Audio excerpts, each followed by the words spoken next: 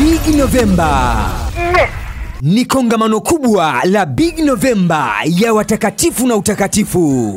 Ni msimu mwingine wa Big November. Ni siku 8 za kusanyiko kubwa la watakatifu Tanzania, ikiwa ni mara ya pili kufanyika nchini. Ukifundishwa kwa kina sana vigezo ambavyo Mkristo anapaswa kuwa navyo ili aweze kuingia katika lango la kuingia mbinguni.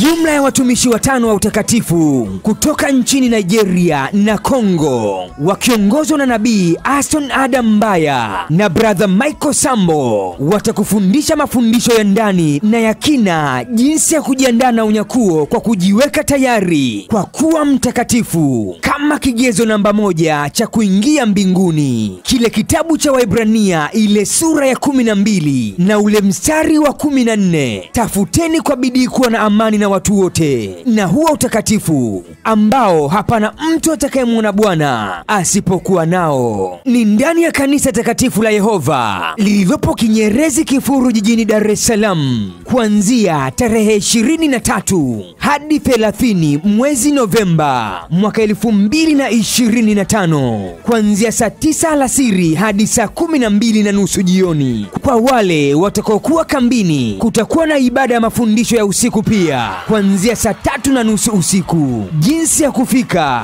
na taratibu za kambi, wasiliana nasi kwa 0714 69 04 40 au 0715 57 06 17. Wenye shida mbalimbali wataombewa kwa jina la Yesu tu na watafunguliwa. Weka ratiba yako vizuri na usipange kukosa katika msimu huu wa Big November. Ni injili ya utakatifu tu utahubiriwa. Wewe wa injili za mafanikio na miujiza hapata kufaa. Ni Big November ya watakatifu kwa watakatifu. Usikose.